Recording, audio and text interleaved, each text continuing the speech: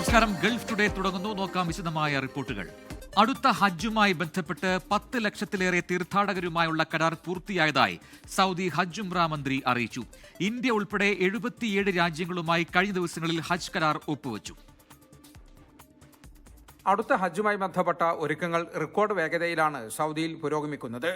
ഹജ്ജ് കർമ്മങ്ങൾ ആരംഭിക്കാൻ 6 മാസം ബാക്കി നിൽക്കെ 10 ലക്ഷത്തിലേറെ വിദേശ തീർത്ഥാടകർക്കുള്ള കരാറുകൾ പൂർത്തിയായതായി സൗദി ഹജ്ജ് ഉംറ മന്ത്രി തൗഫീഖ് അൽ റബി അറിയിച്ചു. ജിദ്ദയിൽ നടന്ന ഹജ്ജ് കോൺഫറൻസ് ആൻഡ് എക്സ്പോയുടെ ഭാഗമായി ഇന്ത്യ ഉൾപ്പെടെ 77 രാജ്യങ്ങളുമായി ഹജ്ജ് കരാർ ഒപ്പുവച്ചു.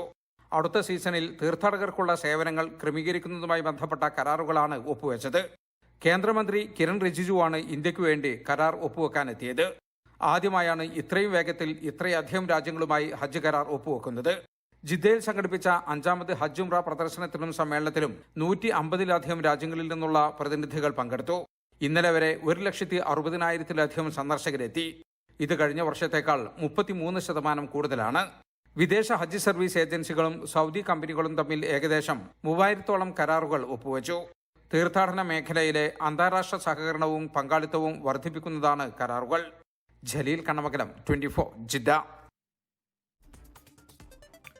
Indian higher education and career ഫെയറിന് നാളെ സൗദി അറേബ്യയിൽ തുടക്കമാകും. 17-ാം തീയതി വരെ ജിദ്ദ, ദമാം, റിയാദ് നഗരങ്ങളിലാണ് കരിയർ മേള സംഘടിപ്പിക്കുന്നത്.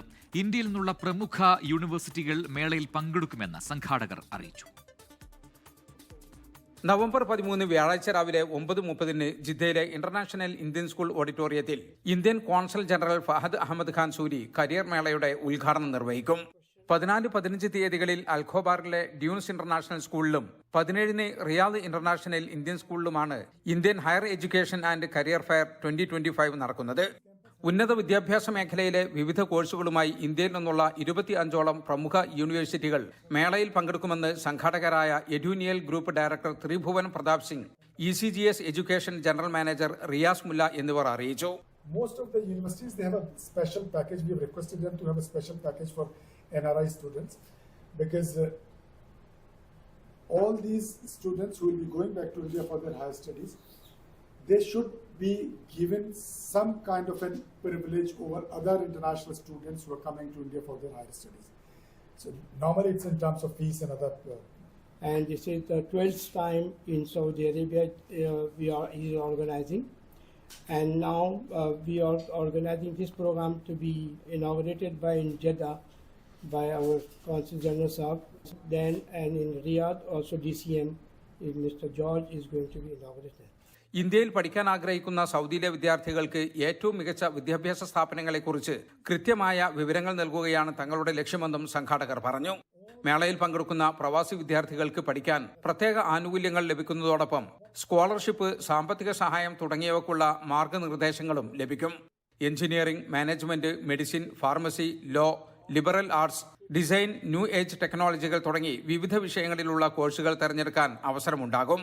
ഇന്ത്യയിലെ മികച്ച സർവകലാശാല പ്രതിനിധികളുമായി നേരിട്ട് ആശയവിനിമയം നടത്താൻ വിദ്യാർത്ഥികൾക്കും രക്ഷിതാക്കൾക്കും സാധിക്കും. ജലീൽ കണ്ണമംഗലം, 24 ജിദ്ദ. ഡോക്ടർ ഷംഷീർ വയലിന്റെ നേതൃത്വത്തിലുള്ള അൽമസാർ എഡ്യൂക്കേഷൻ IPOയ്ക്ക് സൗദി അറേബ്യയിൽ മികച്ച പ്രതികരണം. IPO 102.9 മടങ്ങ് ഓവർ സബ്സ്ക്രൈബ് ചെയ്തു. അന്തിമ ഓഹരി വില 19.5 സൗദി റിയാലാണ്. വ്യക്തിഗത നിക്ഷേപകർക്ക് ഈ മാസം നവംബർ 18 മുതൽ 20 വരെ IPOയിൽ പങ്കെടുക്കാം. പ്രമുഖ വ്യവസായി ഡോക്ടർ ഷംഷീർ വയലിന്റെ നേതൃത്വത്തിലുള്ള വിദ്യാഭ്യാസ രംഗത്തെ IPOയ്ക്ക് സൗദി അറേബ്യയിലെ നിക്ഷേപകരിൽ നിന്ന് സമാനതകളില്ലാത്ത പ്രതികരണമാണ് ലഭിക്കുന്നത്. അൽമസാർ അൽ ഷാമിൽ എഡ്യൂക്കേഷൻ IPO സൗദി എക്സ്ചേഞ്ചിന്റെ പ്രധാന വിപണിയിലെ ലിസ്റ്റിംഗിന് മുന്നോടിയായാണ് വൻ മുന്നേറ്റമുണ്ടാക്കിയത്. ഗ്രൂപ്പിന്റെ ബുക്ക് ബിൽഡിംഗ് പ്രക്രിയയിൽ ഓഹരികൾക്ക് ആവശ്യക്കാർ ഏറെയായിരുന്നു. IPO 102.9 മടങ്ങ് ഓവർ സബ്സ്ക്രൈബ് ചെയ്തു. ബുക്ക് ബിൽഡിംഗ് വഴി ഏകദേശം 61.6 ബില്യൺ സൗദി റിയാൽ മൂല്യമാണ് നേടിയത്. ഓഹരിയുടെ അന്തിമ വില 19.5 സൗദി റിയാലായി നിശ്ചയിച്ചു.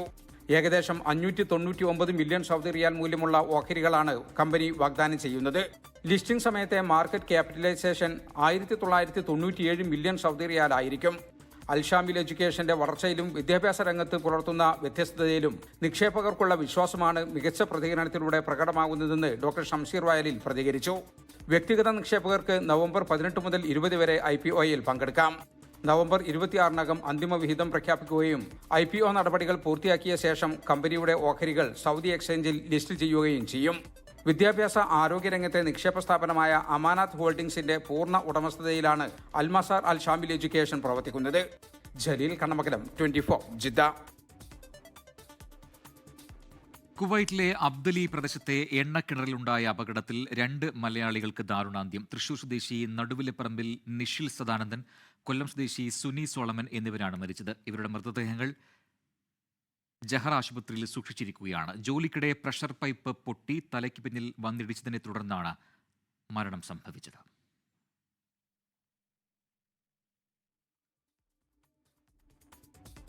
നിർമ്മാതാവും സംവിധായകനും നടനുമായ ഡോക്ടർ മനോജ് ഗോവിന്ദ് രചിച്ച എന്റെ ലില്ലിപ്പുട്ട് കവിതകൾ എന്ന കവിതാ സമാഹാരത്തിന്റെ പ്രകാശനം ഷാർജ ഇന്റർനാഷണൽ ബുക്ക് ഫെസ്റ്റിവലിൽ വെച്ച് നടന്നു. എഴുത്തുകാരനും നിരൂപകനുമായ VG Thampi, Nattika MLA CC Mukundan, Akcaf മുൻ president Radhakrishnan Machingal, Pravasi league Dubai chapter president TN Krishnakumar, event coordinator Rajeev Pillai, പിന്നണി ഗായിക റോഷ്നി സുരേഷ്, എഴുത്തുകാരനും നിരൂപകനുമായ AV പവിത്രൻ തുടങ്ങിയവർ പുസ്തക പ്രകാശന ചടങ്ങിൽ പങ്കെടുത്തു.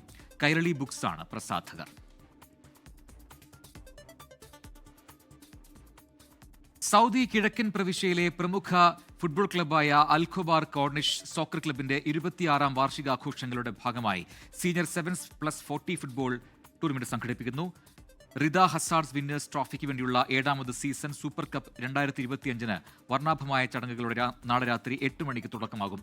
എല്ലാ വ്യാഴാഴ്ചകളിലും 2 മത്സരങ്ങൾ വീതമായി ഡിസംബർ പകുതി വരെ ടൂർണമെന്റ് നീണ്ടു നിൽക്കും.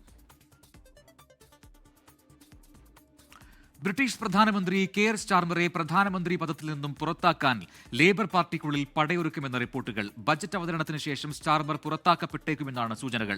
വെല്ലുവിളികളെ ചെറുത്തു തോൽപ്പിക്കുമെന്ന് ലേബർ പാർട്ടി MP-മാർ വ്യക്തമാക്കി.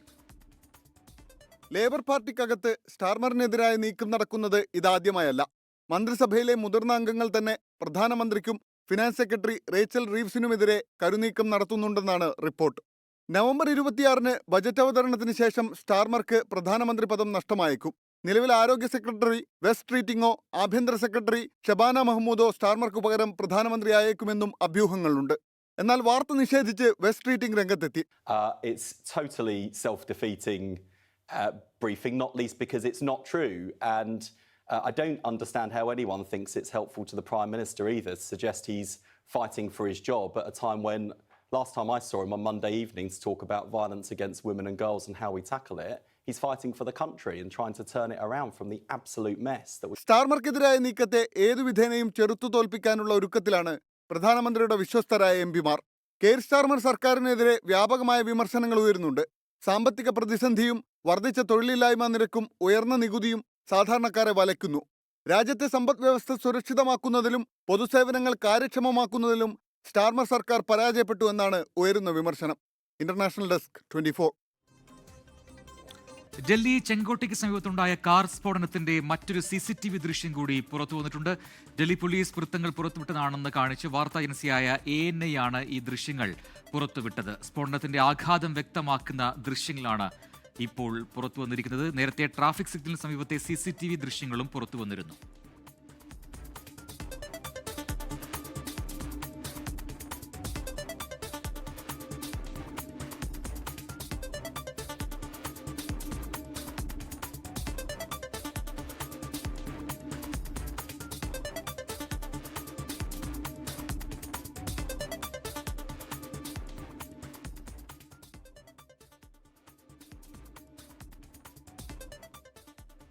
ചെങ്കോട്ടയ്ക്ക് സമീപമുണ്ടായത് ഭീകരാക്രമണമെന്ന് സ്ഥിരീകരിച്ച് കേന്ദ്ര സർക്കാർ.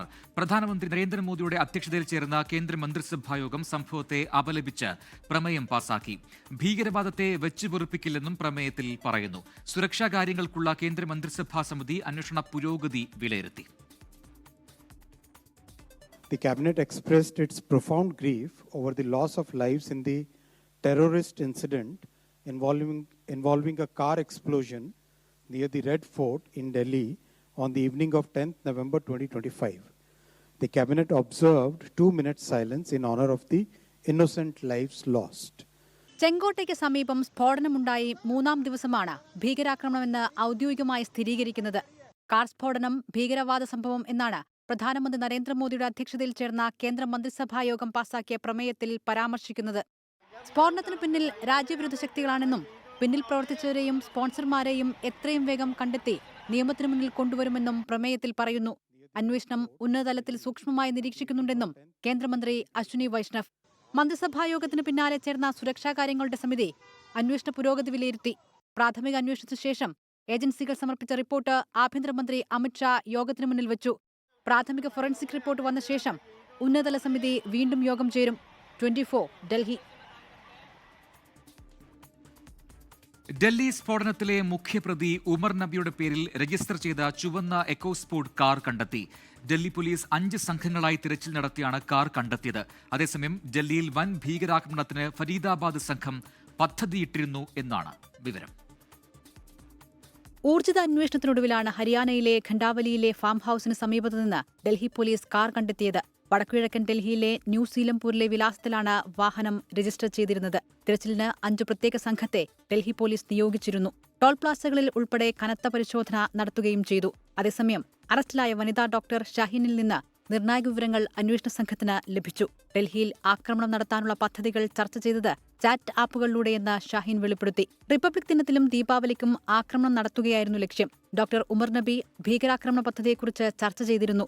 അൽഫല സർവകലാശാലയിലെ ചില ഡോക്ടേഴ്സിനെ സംബന്ധിച്ചും ചോദ്യം ചെയ്യലിൽ ഷഹീൻ നിർണായക വിവരങ്ങൾ നൽകിയെന്നാണ് സൂചന. ജനുവരിയിൽ ഡോക്ടർ മുസമ്മിലും ഡോക്ടർ ഉമറും ചെങ്കോട്ട പരിസരത്തെത്തിയിരുന്നു. മുസമ്മിലിന്റെ ഫോണിൽ നിന്നാണ് ഈ വിവരം ലഭിച്ചത്. വൈറ്റ് കോളർ ഭീകര സംഘത്തിന്റെ നേതാവ് ഉമർ നബി എന്നാണ് അന്വേഷണ ഏജൻസികൾ നൽകുന്ന സൂചന. 24 ഡൽഹി. ഡോക്ടർ ഉമർ നബിയും കൂട്ടാളികളും ജോലി ചെയ്തിരുന്ന ഫരീദാബാദിലെ അൽഫല സർവകലാശാലയിൽ പോലീസ് പരിശോധന നടത്തി. ഇതുവരെ 70 പേരെയാണ് ചോദ്യം ചെയ്തത്. അതിനിടെ സംഘവുമായി ബന്ധമുണ്ട് എന്ന സംശയത്തെ തുടർന്ന് ക്യാമ്പസിനുള്ളിലെ പള്ളി ഇമാമിനെ പോലീസ് അറസ്റ്റ് ചെയ്തു.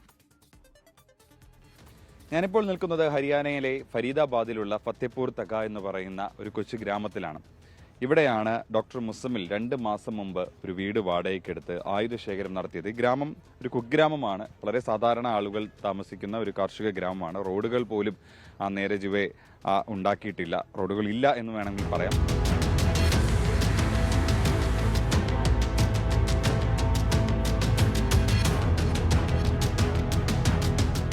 സ്ഫോടക വസ്തുക്കളുടെ അസംസ്കൃത വസ്തുക്കൾ ശേഖരിക്കുന്നതിനും അവ ഒരുക്കുന്നതിനും ജെയ്ഷെ മുഹമ്മദിന് വേണ്ട ലോജിസ്റ്റിക് ഏകോപനത്തിനുമായി ഡൽഹിയിൽ സ്ഫോടനം നടത്തിയ ഡോക്ടർ ഉമറും പിടിയിലായ മറ്റ് ഡോക്ടേഴ്സും പ്രൊഫഷണൽ യോഗ്യതകൾ ദുരുപയോഗം ചെയ്തുവെന്നാണ് കണ്ടെത്തൽ.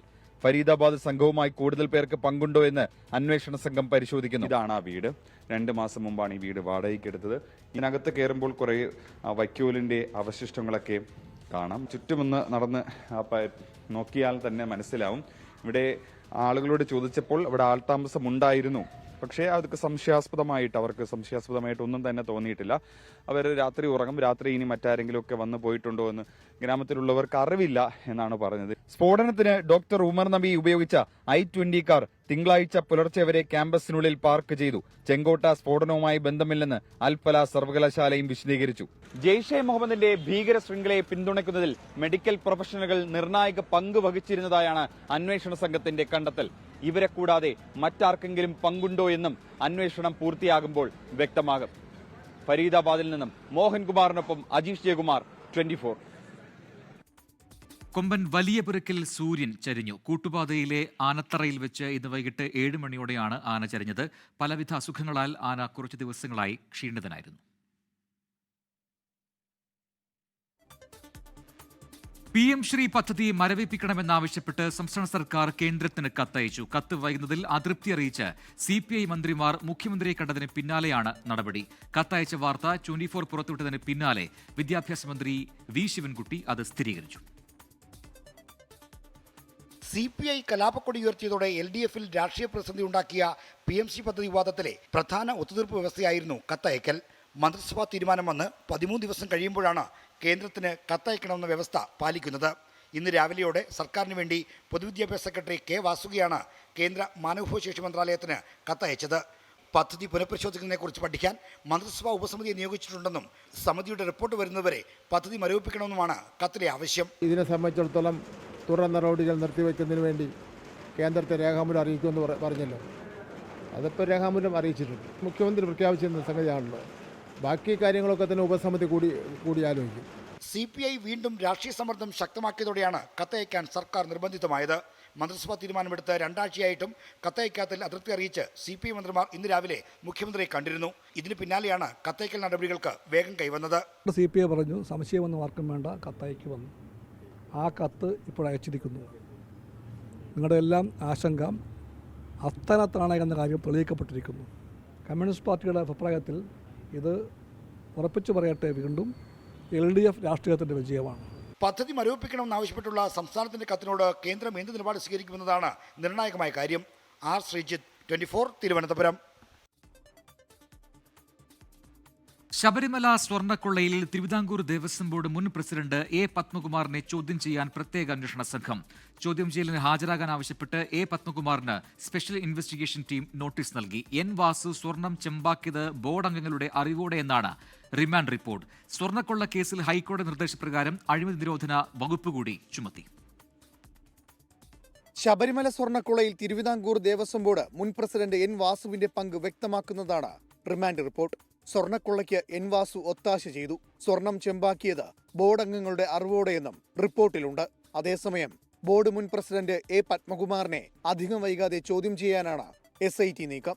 ഹാജരാകാൻ ആവശ്യപ്പെട്ട് A. പത്മകുമാറിന് നോട്ടീസ് നൽകിയെങ്കിലും സാവകാശം തേടിയെന്നാണ് വിവരം. ശബരിമല സ്വർണ്ണക്കൊള്ളയിൽ അഴിമതി നിരോധന വകുപ്പുകൾ ചുമത്തി. ഹൈക്കോടതി നിർദ്ദേശപ്രകാരമാണ് നടപടി. ഈ സാഹചര്യത്തിൽ കേസ് കൊല്ലം വിജിലൻസ് കോടതിയിലേക്ക് മാറ്റും. 24, തിരുവനന്തപുരം, പത്തനംതിട്ട. ശബരിമല മണ്ഡലകാലത്തിന്റെ ഒരുക്കങ്ങളിൽ നിർദ്ദേശവുമായി ഹൈക്കോടതി ദേവസ്വം ബെഞ്ച്. ഭക്തർക്ക് അടിസ്ഥാന സൗകര്യം ഉറപ്പാക്കണമെന്നും ശുചിമുറികൾ വർദ്ധിപ്പിക്കണമെന്നുമാണ് നിർദ്ദേശം. മേൽശാന്തിമാർക്കൊപ്പം എത്തുന്ന സഹായികളുടെ വിവരങ്ങൾ നൽകാൻ ദേവസ്വം ബോർഡ് സാവകാശം തേടി. മണ്ഡലകാലം തുടങ്ങാൻ ദിവസങ്ങൾ മാത്രം അവശേഷിക്കുകയാണ് ദേവസ്വം ബെഞ്ചിന്റെ നിർദ്ദേശം. ശുചിമുറികളുടെ എണ്ണത്തിൽ കോടതി അതൃപ്തി രേഖപ്പെടുത്തി. 53 ലക്ഷം ഭക്തർ വരുന്നിടത്ത് 1000 ശുചിമുറികൾ കൊണ്ട് എന്ത് കാര്യമാണുള്ളത്? അടുത്ത സീസണിലെങ്കിലും ഇത് വർദ്ധിപ്പിക്കാൻ നടപടി വേണമെന്ന് നിർദ്ദേശിച്ചു. അടിസ്ഥാന സൗകര്യങ്ങളില്ലെങ്കിൽ ക്യൂവിന്റെ എണ്ണം കുറയ്ക്കേണ്ടി വരുമെന്നും കോടതി ഓർമ്മിപ്പിച്ചു. ശബരിമലയിൽ രാസകുങ്കുമ വിൽപ്പന നിരോധിച്ച കോടതി ഉത്തരവ് ചോദ്യം ചെയ്തുള്ള ഹർജി ദേവസ്വം ബെഞ്ച് തള്ളി. പരിസ്ഥിതി പ്രശ്നങ്ങളും ഭക്തരുടെ ആരോഗ്യവും പരിഗണിച്ചാണ് ഹൈക്കോടതി തീരുമാനമെടുത്തത്. രാസകുങ്കുമത്തിന്റെ ബുദ്ധിമുട്ട് മനസ്സിലാകണമെങ്കിൽ ഹർജിക്കാരൻ വീട്ടിലുള്ള ഭാര്യയുടെയും മക്കളുടെയും ദേഹത്ത് തേച്ചാൽ മതിയെന്നും കോടതി വിമർശിച്ചു. ശബരിമല മാളികപ്പുറം മേൽശാന്തിമാരുടെ സഹായികളുടെ വിശദാംശങ്ങൾ സമർപ്പിക്കാൻ ദേവസ്വം ബോർഡ് സാവകാശം തേടി. 10 ദിവസം ഹൈക്കോടതി സമയം അനുവദിച്ചു. ശബരിമല സ്വർണ്ണക്കൊള്ള വിവാദത്തിന്റെ പശ്ചാത്തലത്തിലായിരുന്നു കോടതി സഹായികളുടെ വിവരം തേടിയത്. വിഷ്ണു സുരേഷ്, 24, കൊച്ചി. തിരുവനന്തപുരം കോർപ്പറേഷനിൽ CPIഎമ്മിന് തലവേദനയായി വിമതശല്യം. 3 വാർഡുകളിലാണ് ലോക്കൽ കമ്മിറ്റി അംഗങ്ങൾ ഉൾപ്പെടെ മത്സരത്തിന് ഇറങ്ങിയിരിക്കുന്നത്.